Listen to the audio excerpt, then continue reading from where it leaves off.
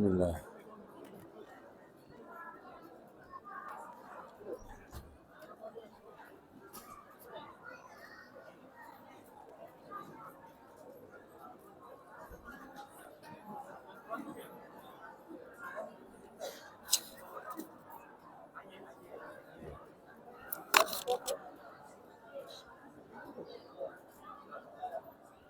Mana tembakan fokusnya?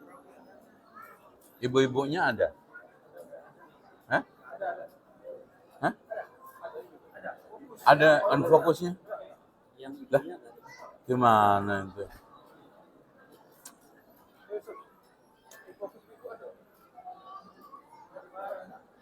Ya semua, biar dapat semua.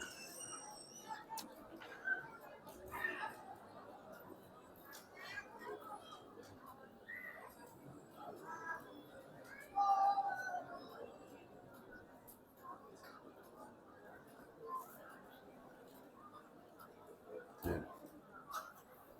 Tes. Tes.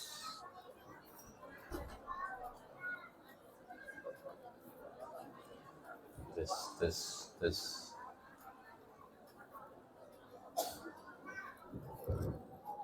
Tes. Tes. Tes. Sama aja ya? Sama? Tes. Sama. Baik.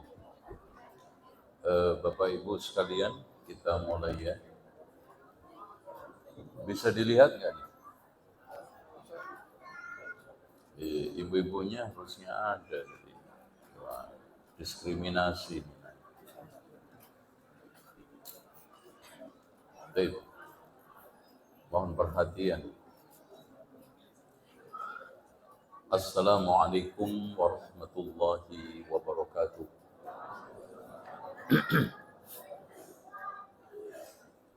Alhamdulillahilladzi arsala rasulahu bil huda wa dinil haqqi liyudhhirahu 'ala ad-dini kullihi walau karihal musyrikun. Asyhadu an la ilaha illallah wahdahu la syarika lah wa anna Muhammadan abduhu wa rasuluh. Allahumma salli wa sallim wa barik ala Muhammadin wa ala ali Muhammad walhamdulillahi rabbil alamin. Bapak Ibu sekalian, sebelum saya mulai parenting, saya ajak bareng-bareng ya untuk memperbaiki masjid ini. Saya duluan ya, saya menyumbangkan 10 juta. Ya. Sekarang saya minta satu-satu berapa? Loh, kok melototin saya, Pak? Gimana sih? Ayo, berapa? Berapa? Satu. Dicatat. Mana? Bendaranya mana nih? Ayo, saya 10 juta. Ditulis. Insya Allah ditransfer tahun 2030. Ya, dicatat. Jadi masjid ini dicat, diganti plafon, di PPC, ya, terus nanti kasih screen, kalau ada acara tinggal tembak aja. Jadi nanti kalau ada parenting di masjid aja, gitu ya. Satu saya, dua Bapak namanya siapa? Paras, 1 juta, oh kan gitu. Terus satu lagi, 1 juta. Siapa lagi? 1 juta. Hah? Yuswandi 50 juta. Alhamdulillah, Masya Allah. Alhamdulillah, 50 juta. Ya, tulis. 1 juta. Ayolah, siapa lagi? Berapa? 2,5 Bapak ini. 2,5. 25 juta. Oh, 2,5 juta. 2,5 juta. Ayo, siapa lagi? Ayo. Berapa? 1 juta. Ayo. Minimal dapat 50 lah. Selesai ini. Karena plafonnya semplak semua itu, malu-maluin ya. Biar masjidnya itu menjadi masjid tempat yang keren gitu. Orang datang ke sini sholat, masjidnya Masya Allah kayak Madinah kan gitu. Udah? Nanti dilanjut, ya. Berapa? Satu, tulis. Ada lagi? Ya, berapa Pak?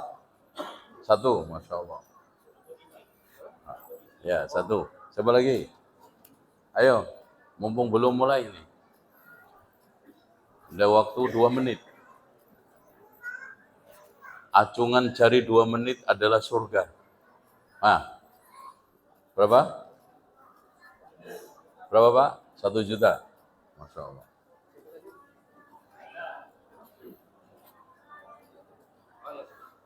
Oke. Ada lagi? Hamba Allah 10 juta. Wow, saingan sama gue nih. Masya Allah. Alhamdulillah. Fastaghfirul khairat. Nah, dapat nih. Ayo. 50 juta. Ya, enggak. Maksudnya kita target 50 juta baru mulai kajian. Nah, kalau enggak mulai gue deh. Udah balik aja deh pulang kan. Ayo. 10. Masya Allah. 10 lagi tuh. Berapa? 10 udah. Nutup udah. Alhamdulillah. Udah, besok ini kemilau. Saya tablik ke sini lagi, mata saya yang malah silau. Karena kemilau ya. Baik. Hadirin sekalian yang dirahmati Allah, saya tanya dulu yang kedua. Yang datang semua punya anak kan? Ada yang belum kawin? Kalau belum kawin keluar. Ya, karena ini untuk untuk yang sudah punya anak nih ya. Kalau belum silahkan angkat kaki. Baik. Ikhwas sekalian, Bapak Ibu yang dirahmati Allah. Sering saya katakan dimanapun punya anak itu banyak susahnya daripada senangnya. Ya antar jemput, ya. Masya Allah kadang-kadang ibu-ibu bawa anaknya jarak 20 kilo ke sini. 10 kilo, 5 kilo tiap hari. Susah nggak? Oh lebih jelas, oke. Ya, oh ya. Jadi seperti itu. Biayai pendidikan susah. Kadang-kadang anaknya bermasalah, dipanggil sekolah, susah. Jadi punya anak itu banyak susahnya daripada senangnya. Dari mulai lahir aja susah. Nyusahin orang tua. Susah nggak Bu? Oh nggak jawab. Ada nggak ini ibu-ibu? Ada. Ya, coba dicek, jangan-jangan pulang gue.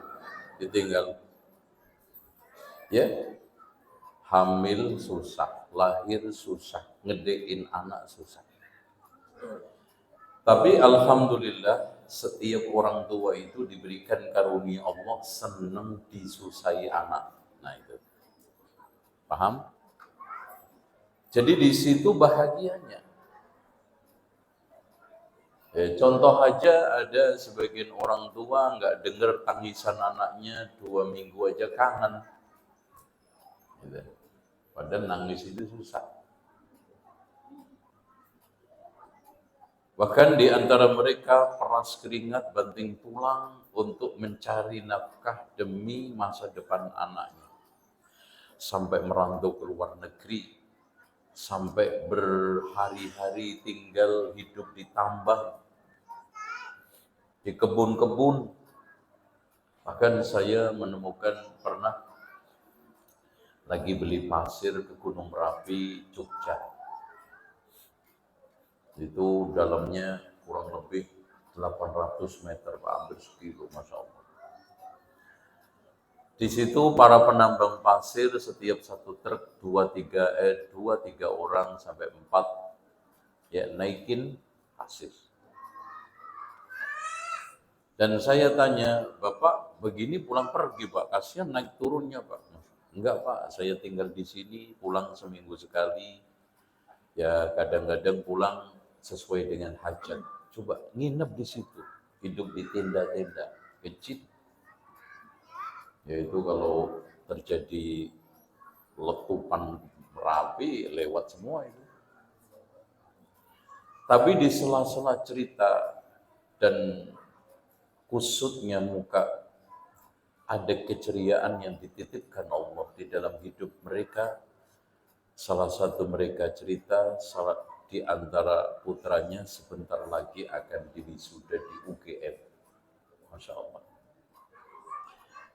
Jadi ternyata ada setiap kesulitan tersirat kemudahan. Ada setiap kesusahan hidup Allah titipkan kebahagiaan. Dan memang kebahagiaan itu tidak harus senang. Kalau bahagia itu artinya senang, itu maknanya puas. Itu namanya bahagia. Itu apa namanya? Senang gitu. Lalu bahagia enggak? Orang yang sekarang ini, Masya Allah, membagi-bagi bingkisan makanan Jumat di pinggir jalan itu susah. Tapi ada kebahagiaan di mana di sana nyenengin orang. Makanya Rasulullah mengatakan ahabbul a'mali ilallahi sururun tudkhiluhu 'alal muslim. Amalan yang paling dicintai oleh Allah adalah rasa gembira yang kamu masukkan ke dalam hati seorang muslim. Nyenengin istri apalagi, nyenengin suami apalagi. Pahala enggak? Kok enggak jawab, Pak? Gimana? Nyenengin suami dapat pahala enggak? Itu. Nyenengin istri dapat pahala enggak? Itu. Apalagi mencetak bersama-sama suami istri ke arah ya ayyuhalladzina amanu qu anfusakum wa ahlikum. Karena tujuan menikah seorang perempuan itu mencari perlindungan. Tujuan seorang laki-laki menikah untuk mencari ketenangan. Closing itu. Makanya perlindungan yang diharapkan oleh seorang wanita adalah perlindungan sampai akhirat. Qu anfusakum wa ahlikum nar. Makanya kalau tidak mendapatkan perlindungan utuh ini, bubar rumah tangga. Makanya sudah mulai terjadi goncangan rumah tangga itu kalau perempuannya sudah nggak dikasih nafkah. Karena nggak ada perlindungan. Sudah tidak diperhatikan karena nggak ada perlindungan. Sudah tidak sering pulang ke rumah karena nggak ada perlindungan. Karena dekatnya suami ke istri, di sana ada perasaan sang istri merasa terayomi. Keberadaan suami yang selalu menjamin hari-harinya kebutuhan hidupnya ada perlindungan. Tapi sebaliknya juga begitu. Ketika sang laki-laki tidak mendapatkan ketenangan di rumah, maka mulai terjadi goncang. Makanya kenapa ada laki-laki lebih milih senang mancing kalau hari libur daripada di rumah? Ayo. Kenapa tuh rahasianya? Coba cerita deh, gue ingin denger. Kenapa tuh? Karena dia lebih menyenangi, lebih bahagia melihat ikan mujair ngap-ngapan, dilihat manis, dipancing enak. Lah yang di rumah, ikan mujair nih yang di rumah dipancing nggak kena, nyenepin, senep. Kalau di sono seneng. Nah, makanya lebih milih. Gimana Bu? Setuju nggak? Nggak jawab terus. Ada, minum dulu deh.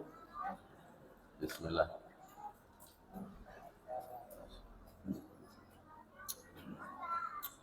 Oleh karena itu hadirin sekalian, suami istri yang menginginkan hidup sakinah, mawaddah, warahmah, maka ada jalan roadmap, yaitu peta jalan hidup sama-sama untuk mewujudkan dua itu, ketenangan dan perlindungan. Supaya apa? Supaya kompak pembibitan, yaitu anak. Makanya subhanallah, Imam Fakhrul Razi di dalam tafsirnya Mafatihul Ghaib ketika menafsirkan firman Allah, faqultu astaghfiru rabbakum innahu kana ghaffara yursilis sama 'alaikum midrara. Langit itu ibarat suami, bumi ibarat istri. Ketika terjadi sinkronisasi alam ini, maka akan melahirkan anak berupa hujan yang melimpah. Begitu juga suami istri itu kalau sinkron, anaknya, kalau enggak, anaknya juga jadi korban. Gitu. Makanya di sini kita mencoba untuk menengok orang-orang yang berhasil mendidik anak. Siapa? Di antara sekian sosok ideal, diri ideal adalah Luqman Al-Hakim. Karena orang itu kan gini Pak, suka-suka bicara parsial, cuman cari harga diri. Padahal harga diri itu muncul setelah ada jati diri. Jati diri itu akan muncul setelah ada diri ideal. Contoh, baru kita punya jati diri. Nah, baru mulai harga diri. Nah, kebanyakan orang itu nuntut harga diri tapi nggak punya jati diri. Akhirnya apa? Egois. Akhirnya apa? Sok-sokan aja. Akhirnya apa? Marah-marah aja. Akhirnya apa? Hanya merasa terhina, padahal dirinya sendiri yang menghinakan dirinya itu.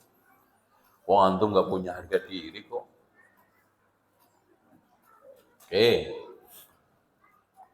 Di antara diri ideal kita, nomor satu Rasulullah. Laqad kana lakum fi Rasulillahi uswah.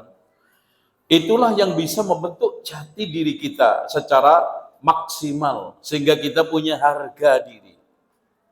Nah, kita tengok, di antara sekian orang yang bisa menjadi panutan di dalam mendidik anak adalah Luqman Al-Hakim. Makanya tema parenting kita, rahasia keberhasilan Luqman Al-Hakim dalam mendidik anak. Sudah? Sudah paham Pak judulnya? Ngerti nggak judulnya? Arahnya? Udah ya? Udah, kalau gitu kita tutup aja. Karena udah. Demikian subhanakallahumma wa bihamdika. Kan udah? Selesai kan? Oke, nah nih. Pesan moral saya buat para pendengar sekalian, karena untuk mendengarkan. وَلَا تَكُونُوا كَالَّذِينَ قَالُوا سَمِعْنَا وَهُمْ لَا يَسْمَعُونَ وَلَا تَكُونُوا كَالَّذِينَ قَالُوا سَمِعْنَا وَهُمْ لَا يَسْمَعُونَ. Janganlah kamu itu seperti orang bilang mendengar, tapi nggak mendengarkan. Ini menunjukkan beda mendengar dengan mendengarkan. Ada kucing nggak di sini? Nggak ada? Nggak ada. Ada hewan nggak? Kalau ada kucing lewat di depan serambi ini, yakin mendengar suara saya. Tapi si kucing itu nggak mendengarkan. Karena nggak ngambil faedah. Bapak petani yang dari sawah menuju rumah, rumah menuju sawah, bawa kebu, ada azan zuhur, dengar tuh kebu, tapi nggak mendengarkan. Dalilnya, buktinya kebunya nggak sholat. Nah itu. Lah kalau sama-sama kebo dan yang giring kebo nggak sholat, berarti ya mendengar tapi nggak mendengarkan. Makanya yang dituntut Allah surat berikutnya, lihat, alladzina yastami'una al-qawla fayattabi'una ahsana ulaika alladzina hadahumullah wa ulaika hum ulul albab. Alladzina yastami'u, mendengarkan. Makanya sami'a dengan yastami'a itu beda. Yasma' dengan yastami'u. Makanya yang diperintahkan ketika Quran dibaca apa? Yasma' apa yastami'? Wa idza quri'al Qur'anu fastami'u. Dengarkan. Bukan hanya wa ansitu. Oh, itu. Sana sambil berdiri aja biar ketahuan yang ngantuk. Karena kajian begini banyak orang-orang yang masuk alam lain. Di rupiah juga susah. Makanya sebelum masuk alam lain, anak awasin dulu ini. Itu. Ibu-ibu terutama ya. Jangan mentang-mentang kagak gue lihat nanti seenaknya tuh dipocok di situ, masya Allah, tafakur. Oke. Nah, mendengarkan apa? Ahsanah, ucapan yang terbaik. Jadi ketika antum sudah kesini hadir susah-susah, mendengarkan.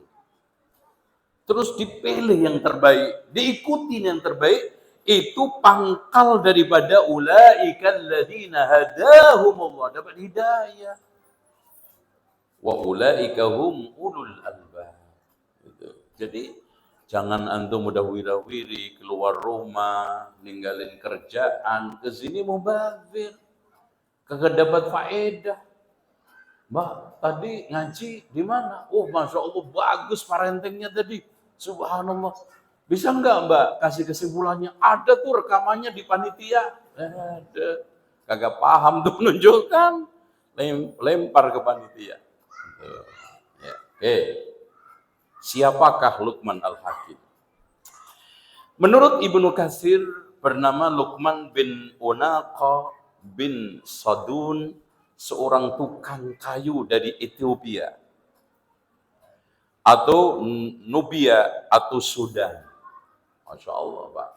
Berarti disebutkan di dalam penjelasan tafsir Ibnu Katsir, sosoknya itu badannya pendek, ya, kemudian gendut, bibirnya itu dower, dan betisnya besar. Ya, dari sisi zohirnya nggak ada orang yang minat untuk lihat. Tapi kenapa nama besarnya direkam oleh Allah Subhanahu wa Ta'ala di dalam Al-Quran? Nggak mungkin, Pak. Orang itu kalau direkam di Al-Quran, kalau pertama nggak baik banget atau sekalian jelek banget kayak Firaun. Nah, gitu. Antum pilih aja. Masuk ke situ kemana kan gitu. Contoh, anjing masuk ke Quran. Di barisan kebaikan apa keburukan dia masuk Al-Quran? Kebaikan. Nama antum aja gak ada kalah anjing. Itu. Dia setia pada seorang Ashabul Kahfi yang menuntun hidupnya pada akidah yang lurus, agama yang baik, mulia mengikuti ajaran Nabi. Itu. Ini juga itu. Tapi, Mbak, ini orang nggak pernah kenal kampus, apalagi masuk UB. Nggak pernah. S1, S2 nggak punya. Tapi kenapa hebat? Yo, kita tengok nih. Nih, ini yang membuat Luqman Al-Hakim itu menjadi orang hebat. Meskipun bukan orang kampus, nggak punya jurnal Scopus. Ya, dan dia juga tidak memiliki berbagai macam titel-titel yang sekarang berenten. Karena apa? Berbicara jujur. Ini yang kita sulit temukan di guru-guru sekarang. Tidak, para pendidik gagal mendidik anak karena apa? Sering bohong. Itu. Contoh, ini ibu-ibu di sono, di sebelah, kagak ada di sini. Anaknya sulit disuruh mandi, gue panggil nama kepala sekolah lo. Kepala sekolah kayak kuntilanak, buat nakut-nakutin anak. Itu tuh ada kepala sekolah mau datang. Loh, bohong. Mana ada kepala sekolah datang ke sini? Bu guru, Pak guru mau ke sini loh. Awas, kamu mau makan nggak? Bohong. Rasulullah ketika mendapati seorang ibu-ibu yang nyuruh masuk anaknya ke dalam karena ada Rasulullah takut ganggu sini, kamu mau saya kasih kurma. Kamu mau saya kasih sesuatu. Lalu Rasulullah tanya, kamu mau kasih apa? Kalau tidak akan ditulis untukmu satu kedustaan. Padahal cuma mungkin iseng. Di sini. Nanti ibu kasih sesuatu. Oke? Kalau enggak berarti bohong. Coba. Terus kemudian menunaikan amanah. Jadi orang itu kalau sudah mentalitas amanah, termasuk kata Imam Ibnu Hazm, as-sabiyyu amanatun 'inda walidayhi. Bocah itu amanah di tangan kedua orang tua. Amanahnya apa? Ku anfusakum wa ahlikum nar, tertinggi. Prosesnya didik, nyekolahin, ngajar ngaji, ngantri tahfidz. Ini ada orang tua ngantri aja malas, apalagi mentahfidin anaknya. Harusnya kan pendidikan itu wajibnya siapa? Orang tua. Karena nggak bisa, gue wakilin sekolah, kan gitu. Aslinya siapa? Kewajibanku anfusakum. Orang tua. Konsekuensiku anfusakum, ngajarin anak antum sholat, ngajarin fikih dari mulai A sampai Z, ngajari akhlak, ngajari akidah, ngajari tahfidz, hafalan hadis. Saya nggak bisa. Saya serahkan amanah ini ke sekolah. Makanya kerjasama yang aktif. Kalau dipanggil sekolah, datang. Kalau ada acara sekolah, hadir. Jangan cuma ngeles. Makanya di pondok kalau mau masuk tahun baru, selalu saya sampaikan bahwa anak-anak yang masuk ke sini itu memang tipikalnya itu ada 3. Masuk didik anak, masuk nitip anak, masuk buang anak. Nah itu. Pak, pernah nggak Bapak tahu tempat penitipan sepeda? Kalau di sini ada nggak? Kalau di Jakarta ada loh, yang pernah merantau di Jakarta. Titip pagi masuk, diambil sore. Itu gaya nitip, Pak. Nah gini juga nitip anak. Masuk daftar, diambil lulus. Wah itu gayanya, pokoknya anak saya masuk Abu Bakar ini masuk penjahat keluar malaikat. Wah keren. Pokoknya harus gitu. Kalau enggak, ya sekolah yang disalahin. Sekolah kena damprat. Ya, gitu. Padahal ini anak amanah orang tua. Sekolah itu hanya membantu. Sekolah itu fasilitator pendidikan. Ya. Makanya di sini harus ada kerjasama solid, kemitraan yang apik untuk sama-sama menyukseskan pendidikan anak itu. Amanah. Baik buruknya yang dapat juga orang tua, nggak mungkin tetangga sebelah. Kalau anak sukses emangnya wesel atau kiriman transfer nyasar ke tetangga, nggak mungkin juga kok. Gitu. Nah, yang ketiga, kepercayaan dia takdir Allah. Itu. Jadi segala sesuatu, kalau takdir Allah menjadi penghias kita di dalam kehidupan ini, anteng Pak ya Allah. Anak saya sampai hari ini masih belum sholat bagus. Saya sudah proses didik. Ini ketetapan-Mu ya Allah. Tapi saya terus mendidik. Begitu juga suami istri dalam kehidupan. Ya. Hidup ini modalnya sabar, hasilnya syukur. Masya Allah. Ya. Makanya kapan kita bersabar? Ketika proses segala sesuatu. Kapan kita itu syukur? Ketika menghasilkan sesuatu, kan gitu. Proses sabar, hasilnya syukur. Makanya kenapa Pak? Nabi Nuh itu di dalam dakwahnya 950 tahun yang penuh dengan suka duka, kesabaran yang maksimal, tapi Allah kasih titel apa? Innahu kana abdan syakuro. Menunjukkan apa? Sabar itu hasilnya manis. Syakuro. Itu. Bukan sekarang syukur prosesnya, hasilnya sabar, nggak ada. Didik anak di kelas, guru-guru butuh kesabaran. Kalau enggak, anak ditendang, dikampleng, dijotos. Itu sabar. Wah, apalagi anak-anak sekarang, ya Allah. Karena pengaruh gadget. Ini makanya ibu-ibu, kalau anak belum SMA, lulus SMA, jangan dipegangin ini. Setan gepeng ini. Ini nih. Ini setan gepeng ini. Kenapa? Karena mengganggu. Loh bapak-bapaknya aja, ibu-ibunya yang sudah dewasa aja belum maksimal mengendalikan ini loh Pak. Ada sebagian istri loh suaminya sering main-main HP, chatting sama janda. Ya kan? Di sono di Jakarta, di sini nggak ada. Nggak, di sono di Jakarta. Itu curhatan Jakarta, enggak, di sini Masya Allah soleh semua. Ya, karena namanya soleh kan gitu. Ini menunjukkan kita aja yang sudah dewasa Pak, tidak bisa mengendalikan.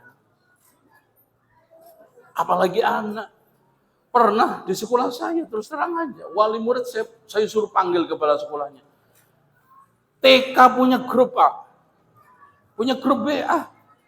Anak-anak TK itu. Subhanallah, ini kecil bocil. Punya grup TK. Kalau nggak pakai HP emaknya nggak mungkin kan. Nah itu, panggil. Oh ya. Nah, sekarang terakhir meninggalkan sesuatu yang tidak ada gunanya. Makanya kata Abu Hamid Al-Ghazali, pertanda orang itu ditelantarkan oleh Allah adalah menyibukkan diri dengan sesuatu yang tidak ada gunanya dan tidak ada kaitannya dengan tujuan hidup, yaitu ibadah. Antum sekarang pertanyaannya, kalau mau keluar keringat, keluar tenaga, keluar pikiran, keluar materi, ada nggak surganya gitu loh Pak, ditanya.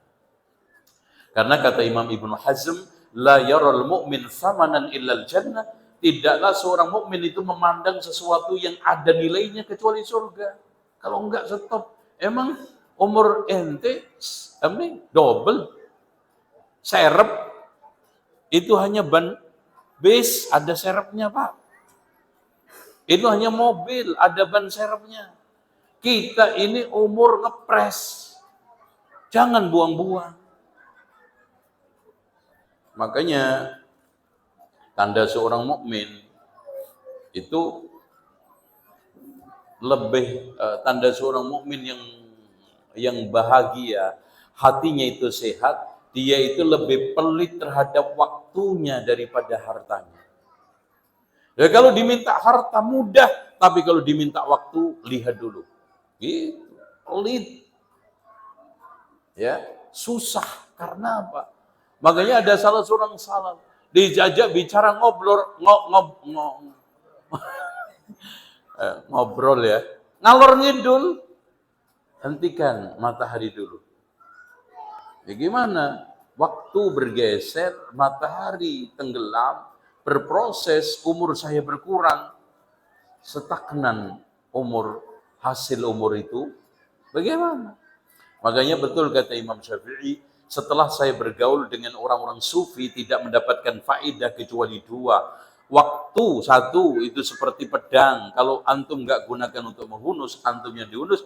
Yang kedua, orang itu kalau nggak sibuk dengan kebaikan, pastinya keburukan, nggak ada yang tengah-tengah. Oke. Nah sekarang nih karakter Luqman. Jadi Luqman Al-Hakim ini ternyata memiliki sifat-sifat ini nih Pak. Ini sifat kita jadikan sebagai kompetensi. Guru, satu, menahan pandangan. Ini saya ulas dari tafsir para ulama salaf semua. Antum bisa baca Al-Baghawi, antum bisa baca tafsir Ibnu Katsir, antum bisa baca tafsir At-Tabari, ya, Jami'ul Bayan. Menjaga makanan dan minuman, ini penting. Pak, Imam Al-Bukhari itu dilahirkan dari keluarga apa? Kata bapaknya, seumur saya membesarkan Imam Muhammad, saya tidak pernah mengasih harta haram, apalagi subhat, apalagi haram. Sehingga berhasil. Harta haram itu Pak, berdoa aja kandas, apalagi gunakan untuk didik anak. Doa aja, ya Rob, ya Rob. Kenapa enggak dikabulkan oleh Allah? Kata Rasulullah SAW, famat'amuhu haram, minumannya haram, makanannya haram, wa mashrabuhu haram, minumannya haram, wa malbasu haram, pakaiannya haram, wa ghudhiya bil haram, darah dagingnya tumbuh dari yang haram, fa anna yustajab. Terus selanjutnya memelihara kemaluan. Walladzina hum li furujihim hafizun illa ala azwajihim aw ma malakat aymanuhum. Ya, dia menjaga kemaluan hanya untuk pasangannya dan untuk budak-budaknya. Dulu zaman budak. Yang berikutnya, jujur dalam berbicara. Tepat janji. Nah ini, apalagi kaitannya dengan anak. Pak, Bu, jangan sering-sering bohongin anak, mengingkari janji anak, tidak menepati kata-kata di depan anak. Itu nanti tergores pendidikan yang buruk. Menghormati tamu. Nih, kalau ada tamu, itu kayak Nabi Ibrahim itu loh Pak. Ya. Nabi Ibrahim itu tamunya disembelihin sapi. Ya kalau antum minim-minim ayam gitu loh. Jangan tamu cuma dikasih teh. Apalagi Idul Fitri itu kan keliling teh semua. Yang kelima kencing pasti. Udah kebelet. Ini teh. Udah Mas maaf. Pamit dulu. Kemana lo? Ke masjid tuh. Ngapain? Kira sholat doa. Ternyata toilet. Itu ramahnya orang Indonesia di situ Pak. Ya, Masya Allah. Kemana-mana kopi teh pasti keluar. Ayamnya enggak, uang telur aja dijual. Apalagi ayam, wah ini mahal nih. Oke, nah ini memelihara hak-hak tetangga. Karena itu tanda keimanan. La yu'min, tidak beriman, orang yang merasa tetangganya tidak aman dari gangguannya. Tuh, meninggalkan sesuatu yang sia-sia tadi. Fokus sana. Oh ini hari libur, cuman seminggu sekali, kok antum sempet-sempetnya sekarang mancing gitu. Anak antum memang nggak butuh waktu kebersamaan sama antum. Kadang-kadang sebagian laki-laki, tapi adanya di Bekasi kebanyakannya. Di sini nggak ada mungkin ya. Mungkin. Disuruh gendong anaknya 10 menit aja. Itu ogah-ogahan. Gendong sangkar burung 10 kilo. Nyampe itu. Kadang-kadang lebih gede sangkarnya daripada dia. Itu apalagi sangkar murek itu Masya Allah, jalan aja penuh. Gitu. Nah ini gimana kita itu? Ya. Terus berikutnya pendiam. Artinya man somata naja kata Rasulullah, siapa yang diam selamat. Ya tidak bicara kecuali ada keperluan, tidak bicara kecuali ada kepentingan. Man somata naja. Nah, senantiasa berpikir, bahkan berzikir. Nah, yang terakhir, berpandangan tajam. Ini sifat-sifat utama Luqman. Nah, pilar-pilar pendidikannya apa aja? Pilar-pilar pendidikan Luqman sehingga dia itu bagus, menjadi pendidik, nama besarnya direkam indah oleh Allah di dalam surat, bahkan dijadikan nama surat Luqman. Karena satu mengajak putra-putrinya untuk bersyukur kepada Allah. Nah itu, jadi Bapak Ibu sekalian, jangan dibikin anak itu tamak. Apa aja disyukuri. Pak, masa sih uang jajan cuma sebegini? Nah itu mulai ditenangkan, diajak bersyukur. Alhamdulillah, kamu punya duit segitu. Tuh lihat anak-anak di Palestina. Ya Allah, makan sehari, 3 harinya nggak makan kamu. Coba bersyukur sama Allah kamu. Nah itu kan ditanamkan seperti itu. Ngiri sama temannya. Pak, itu Abi, teman saya kan punya sepeda. Udah jalan kaki sehat, bersyukur. Allah ngasih kaki sehat tuh, lihat tuh. Orang yang cacat kagak bisa jalan. Begitu, Pak. Wa amad dunya fanduru ila ma huwa asfala minkum. Tanamkan supaya bisa bersyukur dalam masalah dunia. Lihat bawahnya. Lihat sekarang orang-orang yang di bawah anak-anak antum.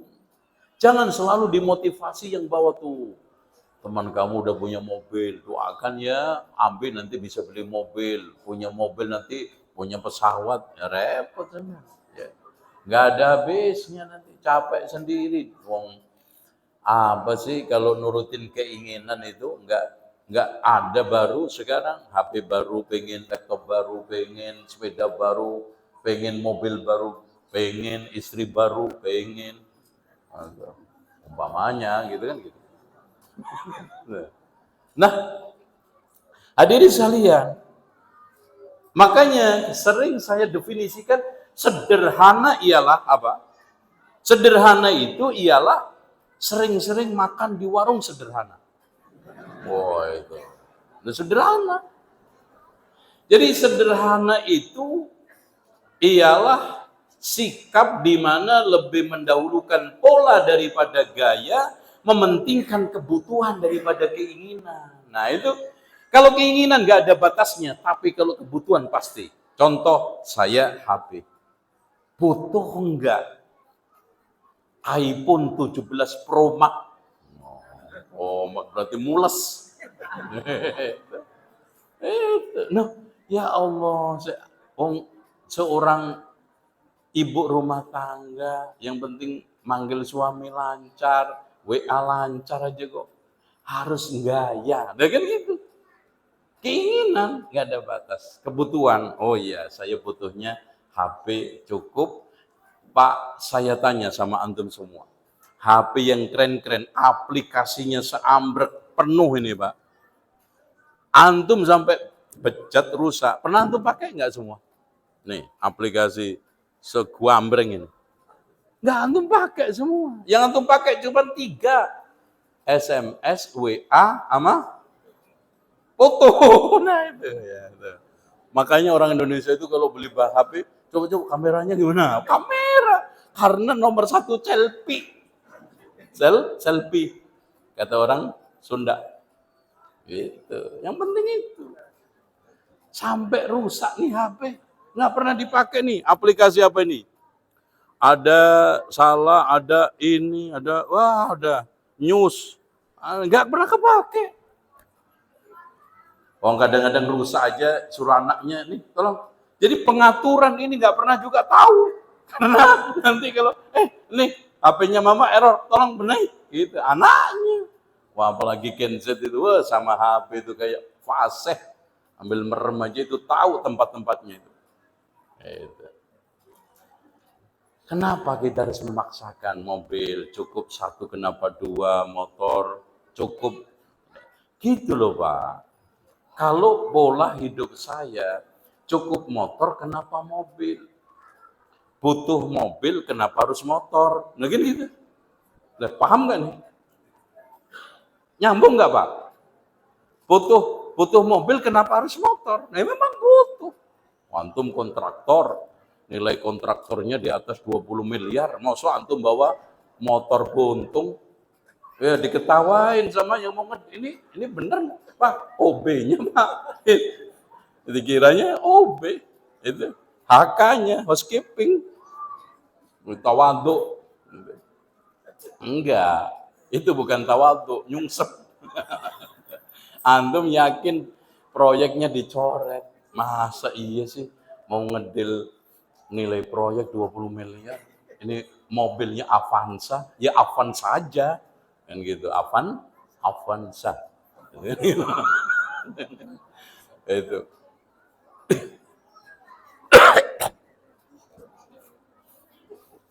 Jadi Avanza ini mobil yang paling bagus di Indonesia. Kenapa Pak? Nggak pernah bisa disalip. Antum nyalip Avanza, ketemu lagi di depannya. Nah, Avanza lagi. Masya Allah. Pepergian dari Bengkulu sampai Lampung, Pak. Itu nggak pernah bisa nyalip Avanza. Wah, ada lagi nih. Makanya kata mobil sejuta rakyat, kan gitu. Oke, biar antum melek aja, biar nggak suntuk. Oke, selanjutnya larangan. Nah, makanya saya sering definisikan qanaah itu.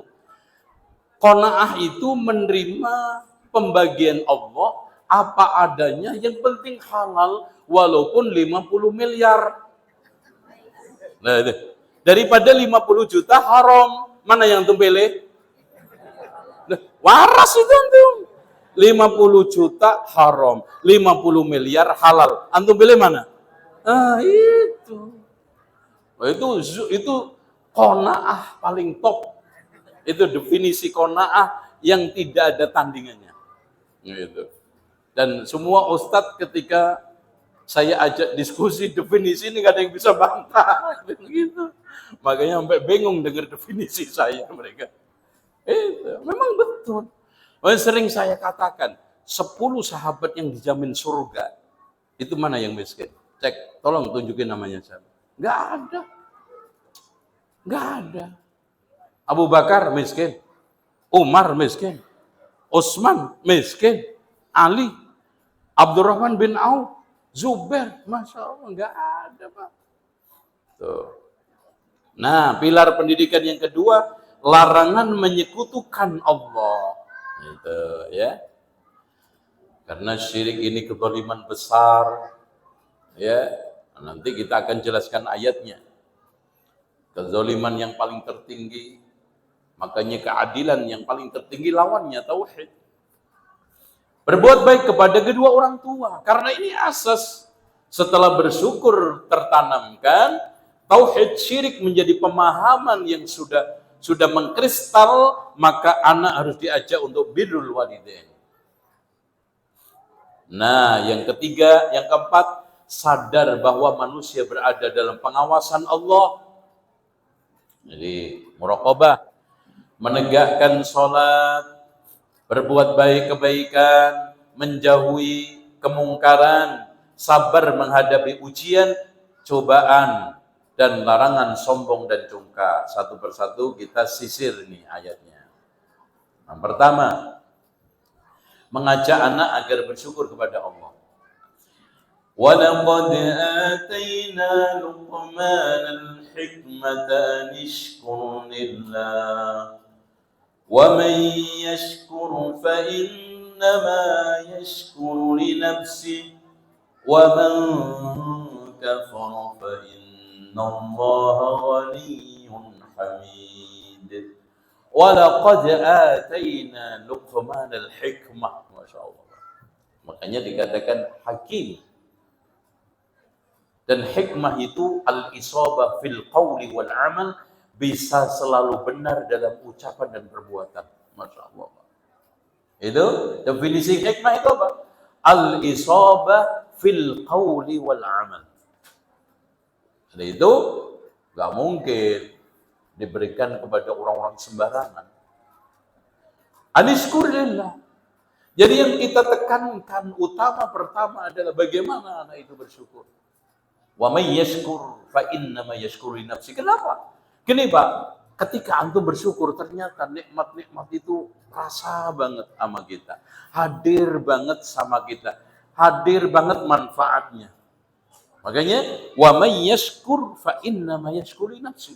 Makanya kata Fudail bin Iyad, berapa banyak nikmat yang hilang dikembalikan Allah karena syukur. Loh, manfaat untuk dirinya. Makanya yashkuru li nafsi. Tapi sebaliknya, waman kafara fa innallaha ghani, butuh, Nggak butuh. Nggak ada, seluruh manusia seisinya aja. Nggak mengurangi ketuhanan, nggak mengurangi kebesaran Allah. Ngapain gitu? Antum nyembah Allah nggak ngaruh, nggak nyembah juga nggak ngaruh. Semuanya adalah linafsi. Gitu. Dan ungkapan syukur adalah ibadah nomor satu. Dan ibadah tertinggi adalah tauhid.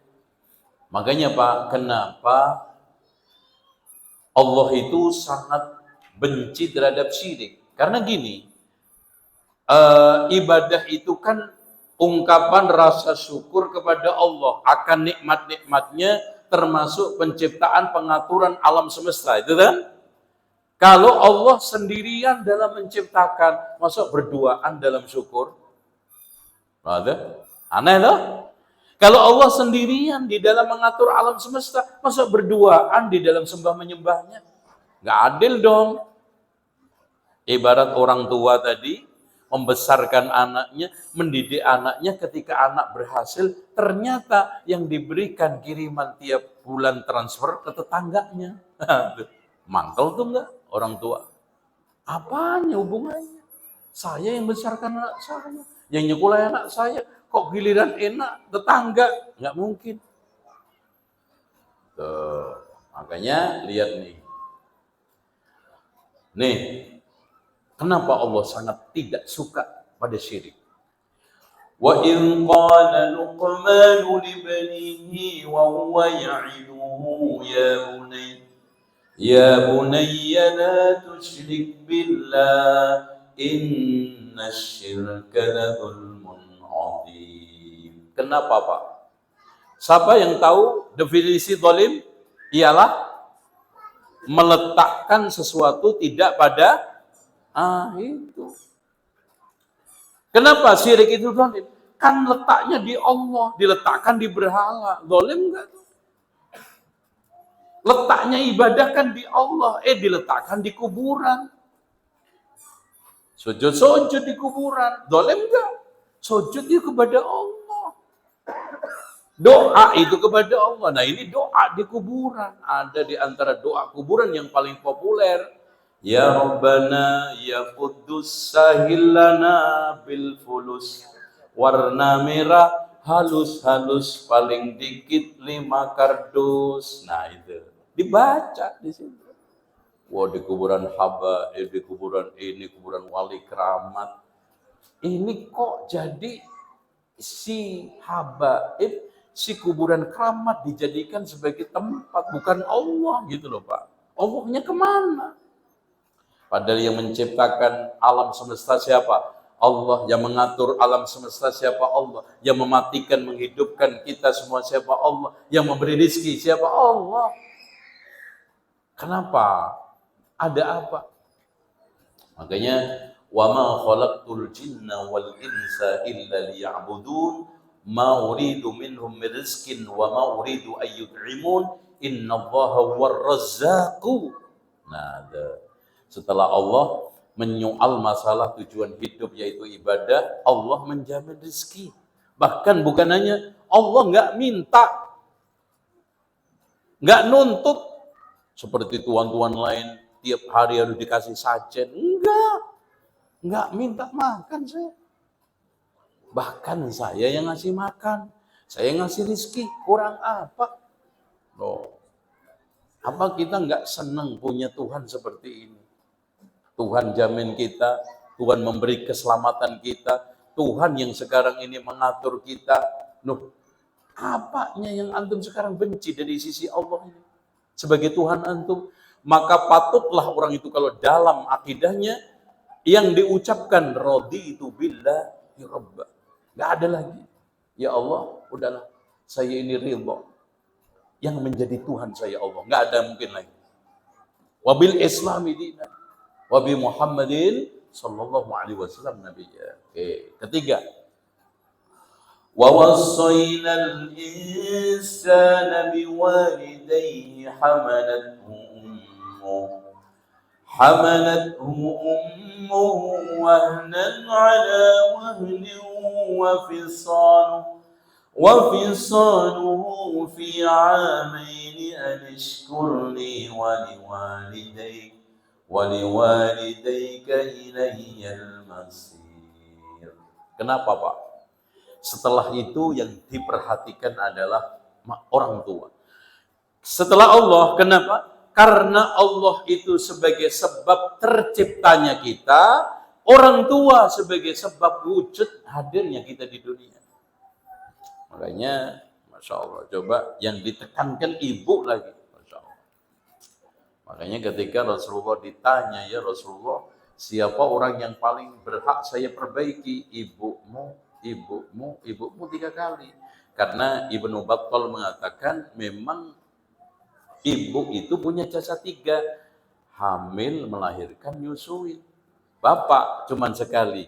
Abuka bapakmu. Karena punya jasa cuman 1, bikin anak. Tok itu. Makanya ada sebagian laki-laki dipanggil bangga, dipanggil ayah, hanya pinter buat anak. Ayah itu gelar laki-laki untuk orang yang pinter didik anak. Itu. Artinya ada sebagian laki-laki yang sekarang lebih mengurus hal-hal lain daripada ngurus anaknya. Lebih perhatian yang lain daripada anaknya. Padahal butuh. Makanya di sini akhirnya apa? Loss. Makanya kalau kita bisa julukin Indonesia ini fatherless country. Yaitu negeri yang kehilangan ayah. Lihat aja, guru TK rata-rata ibu apa bapak-bapak. Pendidikan ya, dari urusan pendidikan, SD. Terus mana peran-peran ketika sekolah, komite semua meludak ibu-ibu. Kalau lagi ada masalah yang datang bapaknya apa ibunya? Ibunya. Bapaknya kemana? Mancing lagi ada. Ini. Wali-walidayya ilal masir. Amin. Coba 2 tahun nyusui. Susah, hamil. Hamalathu wahnan. Di dalam Al-Quran itu ada dha'fan. Lemah dari sisi fisik. Wahnan dari sisi pikiran. Karena orang hamil itu lelah dari sisi fisik, batin, dan pikiran. Pikiran nanti lahirnya gimana? Normal enggak, jasadnya capek, ya ini itu dan yang lainnya. Masya Allah. Wasainal insan biwalidih hamalathu ummuhu wahnan ala wahnin. Fisik apa? Rohani, pikirannya, batinnya. Apalagi nanti ada yang terpikirkan setelah lahir, mikirin masa depannya, wahnan ala wahnin. Ibu itu yang menjadi pikiran utama. Makanya Allah tekankan hamalathu ummuhu wahnan ala wahnin, dan Rasulullah berikan juga 3 kali kebaikan. Ummuka, ummuka, ummuka. Dan hadirin sekalian, memang betul di dalam Al-Quran itu banyak perintah anak berbuat baik kepada orang tua, bukan orang tua kepada anak. Karena kebaikan orang tua kepada anak alamiah hadir, tanpa disuruh dalil, tanpa ada ajaran bimbingan, alamiah. Lihat aja, hewan-hewan itu Pak, Masya Allah. Bagaimana hewan di hutan, bagaimana dia itu bisa melindungi anaknya dari predator yang lainnya itu. Masya Allah. Itu hewan. Subhanallah. Apalagi manusia, fitrah. Itu tadi.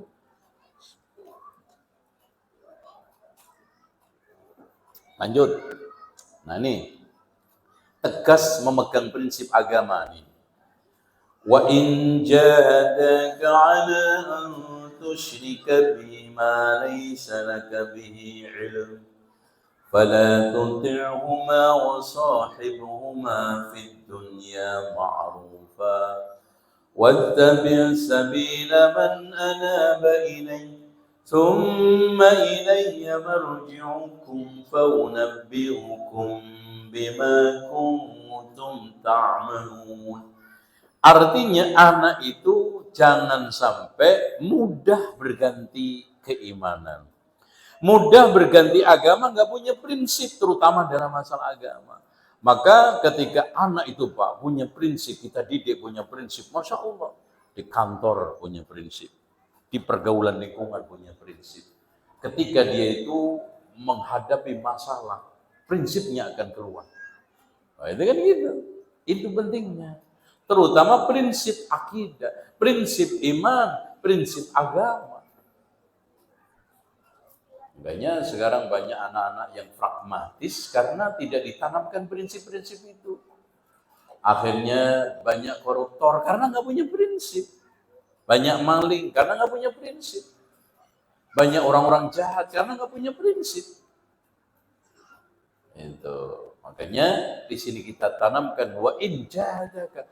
Meskipun kamu dirayu oleh kedua orang tua kamu untuk murtad, untuk pindah agama, untuk tukar iman, fala tuti'huma, jangan kamu taati. Masya Allah. Gitu. Lanjut. Nih, mendidik anak terus diawasi Allah, merasa diawasi Allah. Ya bunayya innaha in taku mithqala habbatin min khardalin fatakun fi sakhratin aw fis samawati أو في السماوات أو في الأرض يأت بها الله إن الله لطيف خبير. Masya Allah, latif. Pak, kalau ada orang bilang jin itu makhluk lembut, ini Allah itu lebih lembut. Makanya nggak ada yang bisa lihat Allah. Tapi rahmatnya kita rasakan, perlindungannya kita rasakan, pantuannya selalu hadir. Ketika itulah kita itu betul-betul iman kita kuat. Makanya Pak, cara untuk mengenal Allah itu kenapa dengan asma wa sifat? Karena kita nggak kenal zatnya Allah. Bisa face to face beda. Kita nggak bisa kenal zatnya Allah. Nanti baru kita bisa lihat wajah Allah. Tapi sekarang kita kenal Allah namanya, Masya Allah. Al-Jabbar, Al-Qahar, Ar-Rahman, Ar-Rahim, Masya Allah. Terutama pendidik Ar-Rahman, Masya Allah. Anak harus ulas asih. Ini sifat bagus. Kalau sekarang ada latifun, maha lembut, khabir. Dimanapun, saking lembutnya, suara lirih sampai bisikan hati didengar Allah. Khabir, maha mengetahui, melihat, memantau. Khabir itu lebih daripada sami, lebih daripada basir, lebih daripada alim. Itu khabir. Khabir itu isinya itu ya mengetahui, ya melihat, ya mendengarkan kita. Khabirun. Makanya nama ini paling sering dipakai oleh Allah, dihadirkan di dalam Al-Quran. Kalau anak ini ditanamkan seperti itu Pak, nanti di kantor ya Allah dilihat Allah, mau salah, di jalan dilihat Allah, diawasi Allah, kalau mau dosa terus begitu. Nah sekarang banyak terjadi kejahatan yang terbuka lebar di sekitar kita karena anak-anak ini dulu ketika masih kecil, si orang-orang ini nggak dididik muraqabah ini. Merasa diawasi Allah, merasa dilihat Allah, merasa diketahui Allah. Merasa didengar Allah. Makanya nama-nama secara umum yang paling banyak dihadirkan oleh Allah, Al-Basir, As-Sami, Al-Alim. Basir untuk memantau kelakuan kita. Sami untuk memantau ucapan-ucapan kita. Alim untuk memantau isi hati dan pikiran kita. Makanya pikiran hati kita ini diketahui Allah loh, jangan macam-macam. Alimun. Ini maknanya man ahsaha. Siapa yang menghitung masuk surga itu di situ Pak maknanya. Bukan hanya dirapal wujud kita, baqa itu toh. Mukhalafatu lil hawadisi. Qiyamuhu bin enggak bisa itu. Yang bisa bermanfaat itu antum sami'un. Wah, ibu-ibu lagi ngerumpi, didengar Allah nggak jadi. Itu. Bapak-bapak lagi, ya maaf, chatting tadi, dilihat sama Allah tuh. Oh, nggak ada siapa-siapa. Oh, siapa bilang? Karena orang Jawa itu lucu, ngomong, Mas, tolong dong ceritain, mumpung nggak ada orang. Lah berdua ini apa emang? Ketek apa? Gitu. Amang lewat, gitu kan gitu. Nggak ada orang katanya. Itu karena kalau ada orang bilang mumpung nggak ada orang, itulah muraqabahnya lemah. Itu. Mbak, tolong dong ceritain mumpung nggak ada orang. Masih berduaan. Berarti berdua ini bukan orang. Itu. Oke. Next. Membiasakan sholat dan sabar. Masya Allah, Pak. Ini kenapa Allah mengkaitkan sholat dengan sabar. Bahkan wasta'inu bis sabri wassalah. Karena untuk sholat istiqomah butuh sabar, nyolatin anak, maksudnya membikin anak itu sholat istiqomah butuh sabar. Makanya ya bunayya qimis sholata wa'mur bil ma'ruf wanha 'anil munkar wasbir 'ala ma asabak inna dzalika min azmil umur.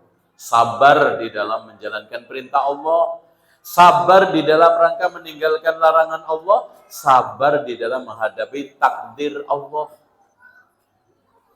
Itu. Takdir itu ada yang bagus. Contoh istri cantik, sabar.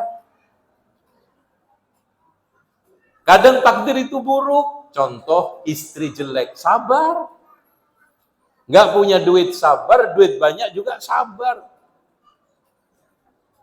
Lagi nanjak karirnya, sabar. Turun juga, sabar. Wasbir ala ma asabak. Makanya dalam memproses hidup ini modalnya sabar, hasilnya syukur. Gitu, Pak. Walaupun nanti di sela-sela musibah itu selalu ada syukur. Contoh, kita kena musibah, mobil ringsek, alhamdulillah ya Allah saya masih selamat. Kan gitu. Yang kedua, ya Allah yang kena musibah lebih besar dari saya itu, banyak sekali. Alhamdulillah. Kan gitu. Ya Allah, alhamdulillah musibah ini gak mengenai agama saya. Loh, masih alhamdulillah. Kan gitu. Ya, lanjut. Mengikis perilaku sombong dan angkuh. Nih, anak jangan dididik sombong. Anak jangan dididik tengil, petentang-petenteng, jangan. Di antara bentuk didik anak sombong, teman-temannya nggak ada bawa motor, dia kasih motor, udah jalan kaki, naik sepeda biasa.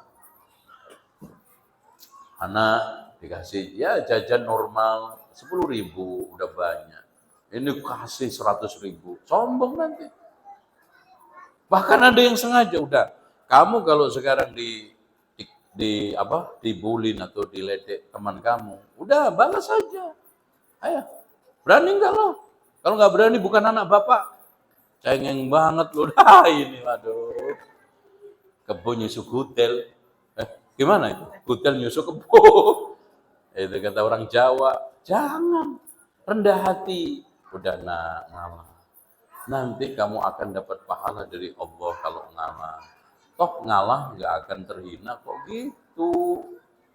Nah, kan? Nanti buling-buling kekerasan itu makin panas. Karena peran-peran orang tuanya yang tidak mendidik. Contoh ada anak kelas SD tengkar itu biasa, Pak. Sehari pun balik lagi. Besok pun rangkulan. Besok main bareng. Yang nggak akar siapa? Emaknya sampai 2 bulan. Nah itu kan gitu. Tapi juga di sono nih. Di Depok kalau ini Depok. Wala tusa'irna. ولا تصعر خدك للناس ولا تمشي في الأرض مرحا إن الله لا يحب كل مختال فخور. Kenapa Pak?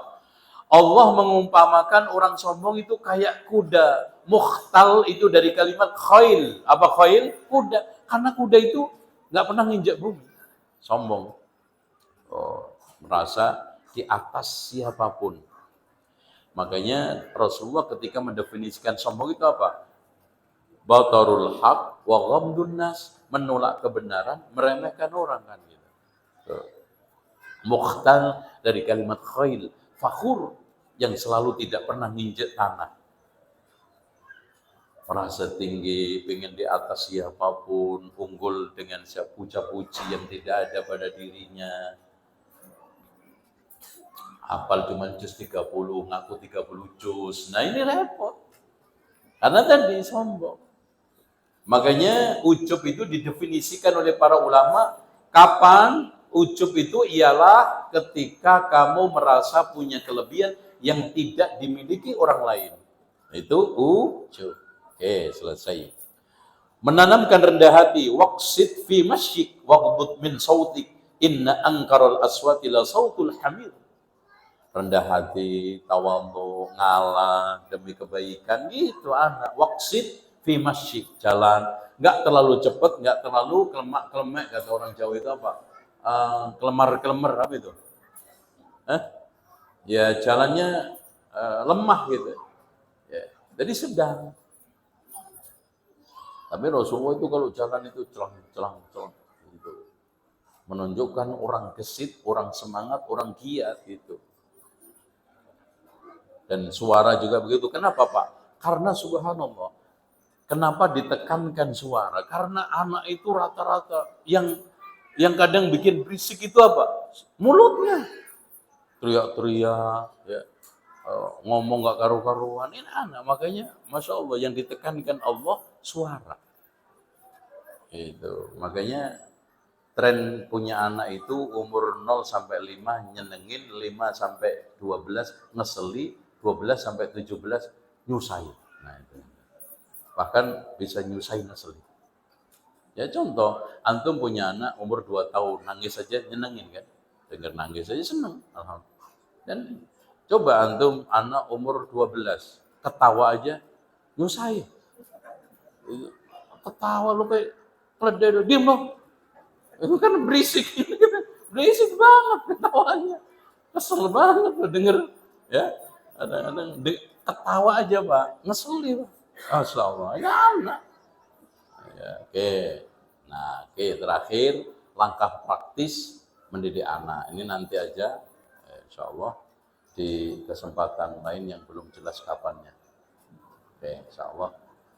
Karena udah capek nih. Jam berapa? Ya udah pas jam 11, Masya Allah, panjang banget, hampir jam 11 Pak. Waduh, ini kelebihan.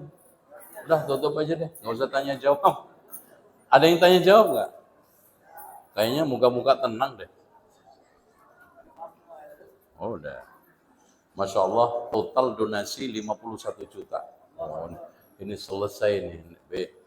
Ba'dal Id saya kesini udah kinclong nih. Masya Allah, ya, itu, oke, ya, ya, belum tambah ini tadi, belum tambah lagi, ini, ada lagi, oke, Insya Allah selesai, ini 100 juta aja udah keren, udah Masya Allah. Ini kalau dicabutin kelapa sawit nggak ada deh 10 batang udah selesai. Ini diganti Pak ya, ini diganti. Takutnya jatuh antum di situ, prok begitu kan. Ini nggak meyakinkan. Jangan-jangan nggak pakai insinyur nih.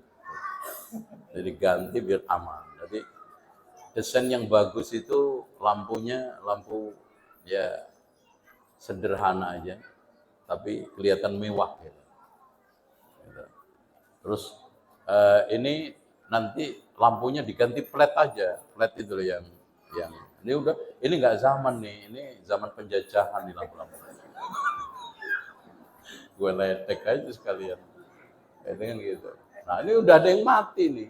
Kalau begini Pak, buat belajar anak itu nggak bagus untuk mata, apalagi tablet ya, malam nanti lampu pinggir-pinggirnya ini kasih yang kedip-kedip itu.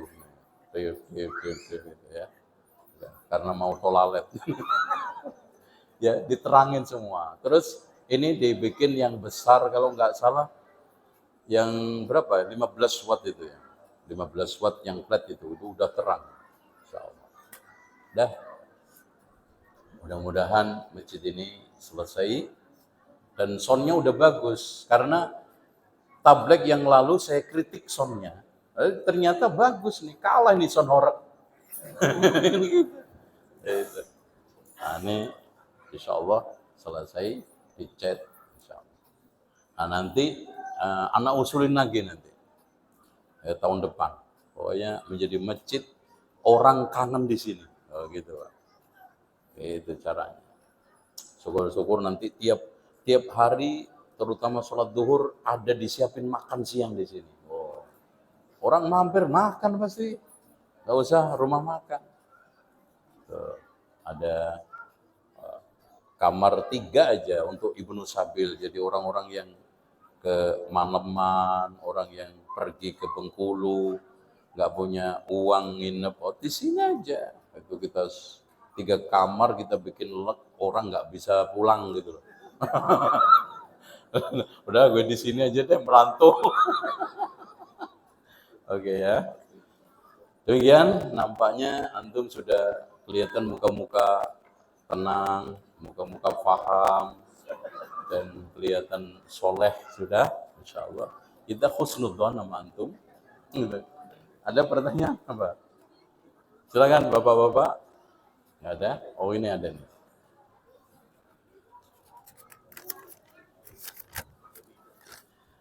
Assalamualaikum, Ustadz, mohon sarannya. Apa yang sebaiknya kami lakukan sebagai ortu? Kami memiliki anak laki-laki yang mulai beranjak dewasa, yang mempunyai impian, keinginan, cita-cita. Pak, kemarin pas pelatihan guru-guru, di antara 7 dosa besar guru adalah menghancurkan impian dan harapan anak. Makanya orang tua ketika anak itu punya impian, harapan, cita-cita, itu dibimbing, jangan diproteksi. Karena mentang-mentang nggak disukai oleh ibu bapaknya. Ada sebagian orang tua yang protektif dalam masalah-masalah masa depan anaknya. Karena mentang-mentang dokter, anak saya harus jadi dokter. Oh nggak harus. Karena ustadz, anak saya semua jadi ustadz, nggak harus. Itu suka dia di mana, tapi dibimbing, diarahkan. Makanya orang tua harus sejak dini mungkin untuk mengenali bakat minat anak. Nanti kita kapan-kapan parenting ini penting nih. Saya tunjukin ini. Ini Masya Allah bagus sekali.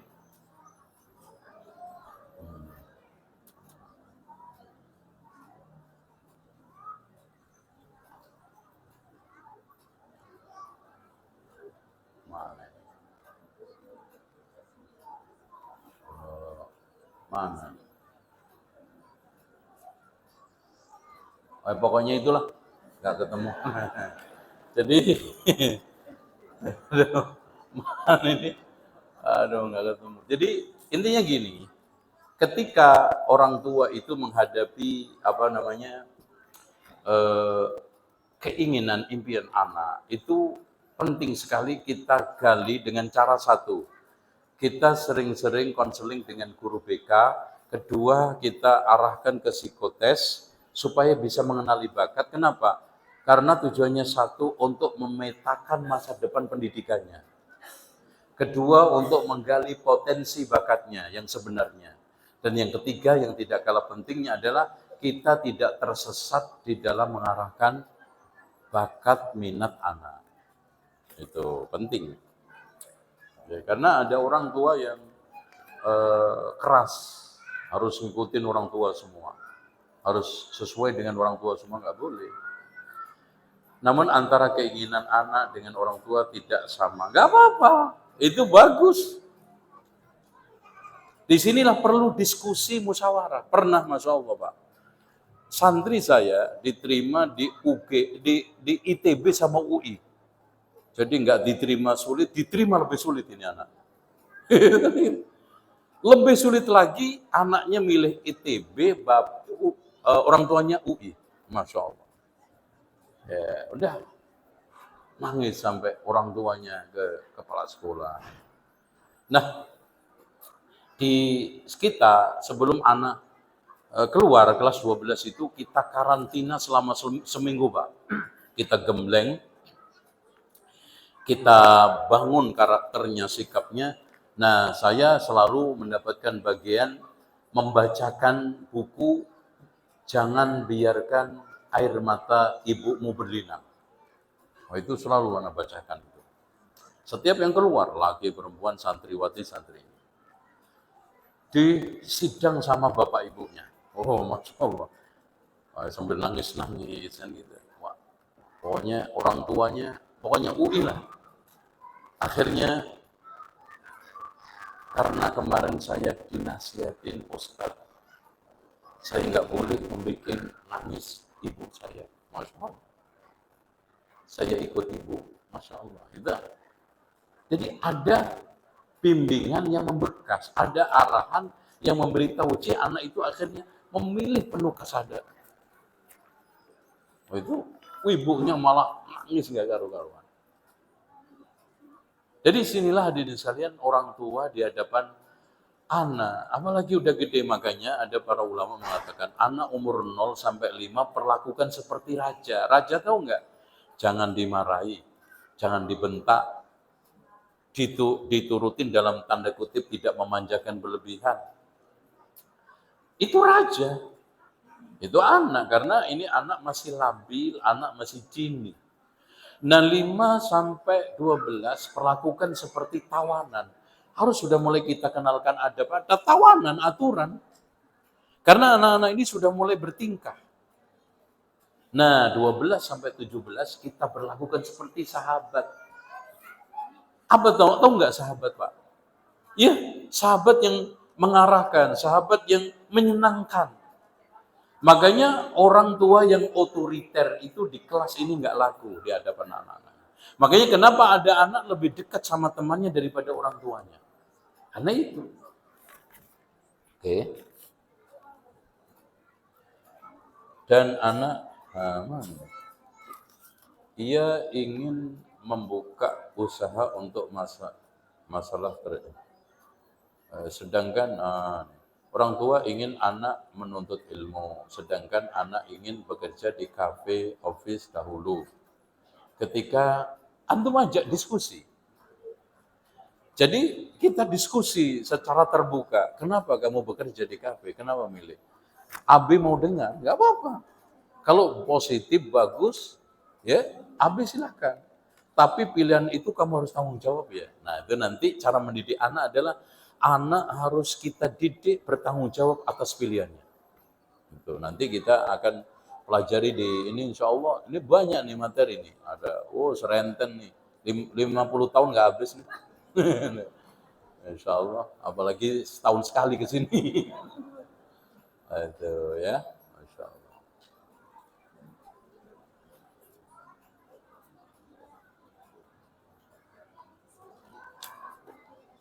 Nah ini yang penting ini.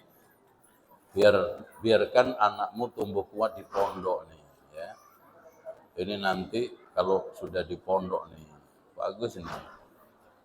Nah, ini terapi-terapi anak pemalu, anak pemarah, anak introvert, gitu ya. Nanti insya Allah ini 5 tahun lagi itu kita. Iya kan? Nah, tadi aja belum khatam kan? Oke. Ia ingin membuka usaha untuk masalah terjadi. Orang tua takut anak jauh dari agama. Nggak apa-apa. Nanti kita kasih kunci-kunci. Ya, contoh sekarang dia buka kopi. Kita tuntun kafe. Nih, ngaji tetap. Tuh ke Abu Bakar. Ini nanti ada daurah. Kita bimbing. Bahkan ini positif. Karena anak sudah mandiri sejak dini. Bimbing, namanya orang tua itu bimbing, Pak. Ya, bimbing. Bagaimana cara mengajarkan anak usia 5 tahun jika dibully, dipukul temannya, sedangkan jika anak diam saja tidak membalas? Nanti, ya, pertemuan berikutnya. Jangan semua sekarang, capek gue. Itu nanti itu. Nanti ada kiat menanggulangi bullying, ya, bullying di sekolah. Ya. Nanti yang dilakukan orang tua apa, sekolah apa, guru apa itu ada, insya Allah.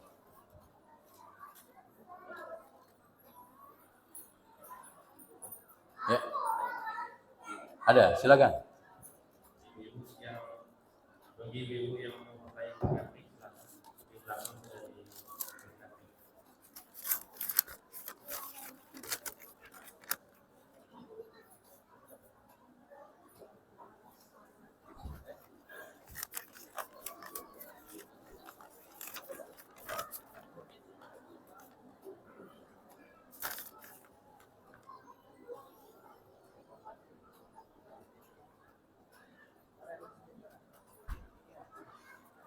Nah ini materi juga bagus nih nanti metode cara menjagalah sholatmu dan sholat anak-anakmu.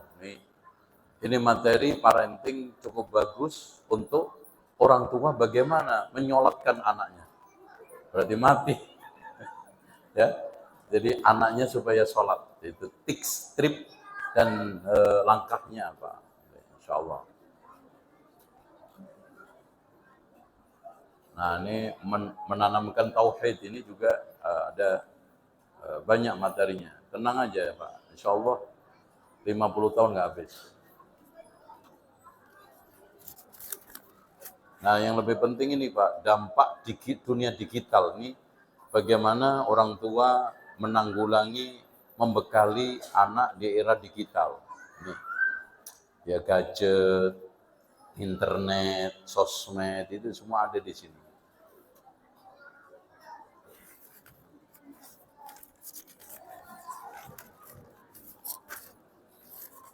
Dan ini semua pun syaratnya satu tadi, masjidnya udah bagus.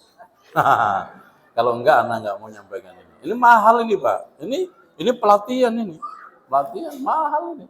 Enak aja lo bikin PowerPoint ini enggak gampang. Masjid jelek, aduh, rugi gue. Ini biasanya saya sampaikan hotel bintang 7, sampai pusing. Assalamualaikum, bagaimana menata hari saat menata hati saat kena musibah keadaan tidak baik. Nih, oke. Ini dulu, anak saya baru kelas 2 SMP di pondok sudah minta dibelikan HP. Mohon nasihatnya. Apanya yang butuh nasihat? Jangan dibeliin. Aduh. Ya Allah, antum nggak perlu nasihat, Pak. Ya Allah, gitu aja suruh anak ngomong pakai ceramah. Rugi amat gue.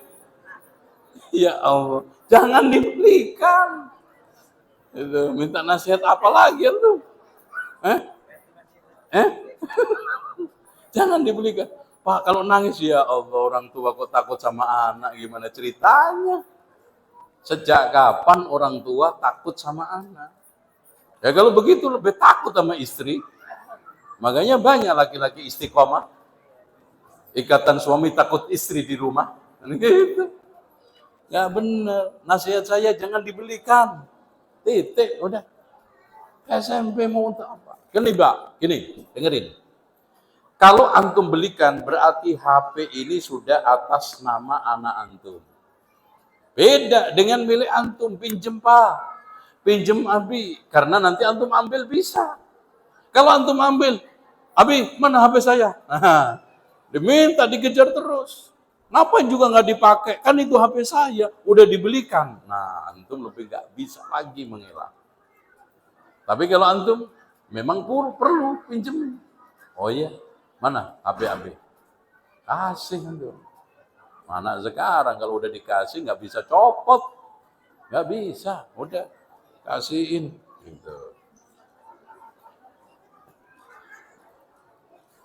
Terus yang kedua, Bapak Ibu sekalian, aktifkan kegiatan offline. Jadi anak-anak yang sudah kecanduan gadget itu solusi utama adalah terutama anak-anak SD kasih kegiatan offline. Nah, ya. Ada anak TK aja sudah ke ini, sudah puzzle, bongkar pasang, permainan-permainan itu kita aktifkan. Karena anak umur TK kalau sudah sibuk dengan HP, psikomotoriknya itu akan lemah. Sekarang naik celondakan aja, nggak berani. Jatuh, gelondong. Coba. Padahal cuman ya Allah nanti.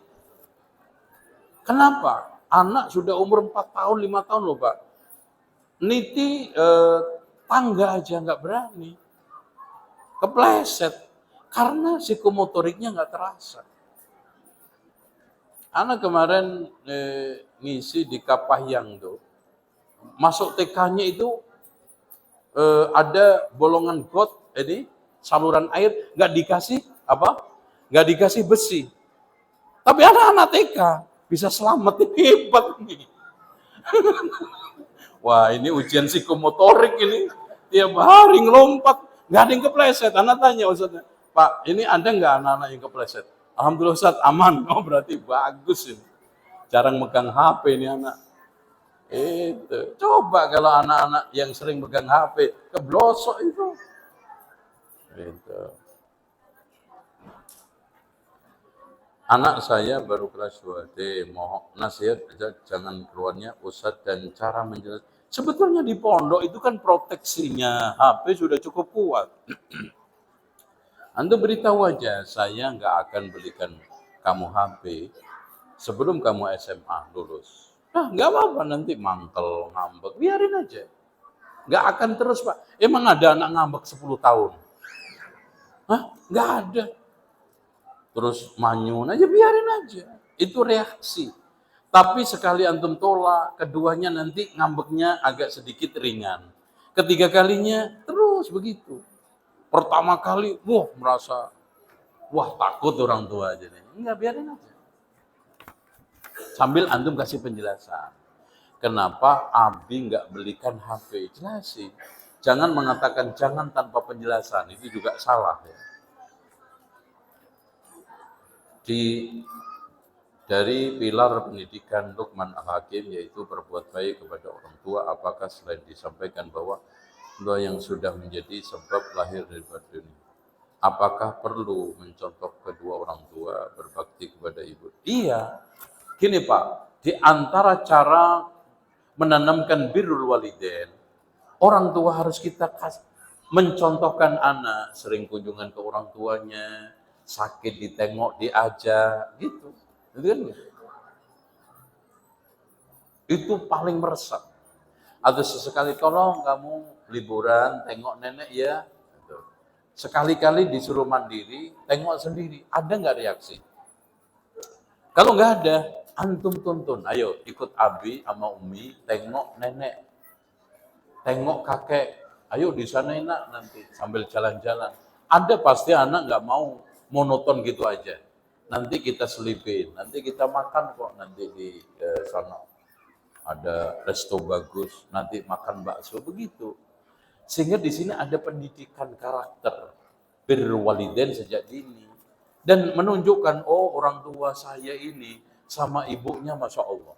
Berarti gue juga harus begitu. Contoh Pak, pernah ini kisah terakhir. Habis ini kita tutup. Jadi ceritanya ada anak umur 3 tahun diajak main peran. Kan anak-anak TK itu kan paling senang main peran kecil, peran besar kan gitu. Nah ketika itu ada peran kecil, yaitu apa? Gambar rumah-rumahan. Ayo, ibunya ngajak gambar rumah dan kamarnya. Nanti kamar kamu di mana? Kamar ibu sama bapak di mana? Digambar kamar ibunya diletakkan di dekat toilet.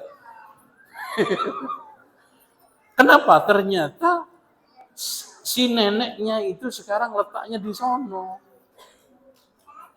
Jadi ada neneknya, ibunya si siapa? Si ibunya ini ikut sama ibunya, kamarnya itu di dekat toilet, di dekat dapur. nanti mama di sini. Kenapa? Kan itu nenek di situ bagus. Langsung dipindah neneknya di tempat yang kamar. Waduh, gue nanti diletakin di toilet ini sama anak gue. Karena anak itu nggak ada penilai bagus dan tidak bagus, Pak.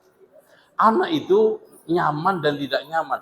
Makanya anak itu ketika nangis bukan karena sedih, ketika ketawa bukan karena bahagia. Nyaman, ketawa, tidak nyaman, nangis. Itu aja. Anak umur usia dini. Kayak gitu. Hanya yang lihat, yang ditangkap. Sehingga melihat ibu saya meletakkan nenek di situ pasti bagus, top. Nah, udah. Itu. Makanya perlakukanlah ibumu kalau sebaik mungkin, kalau kamu ingin diperlakukan oleh anakmu sebaik mungkin. Wallahu a'lam. Demikian subhanakallahumma wa bihamdika asyhadu an la ilaha illa anta astaghfiruka wa atubu ilaik wa sallallahu ala Muhammadin wa ala ali Muhammad walhamdulillahi rabbil alamin. Wassalamu alaikum warahmatullahi wabarakatuh.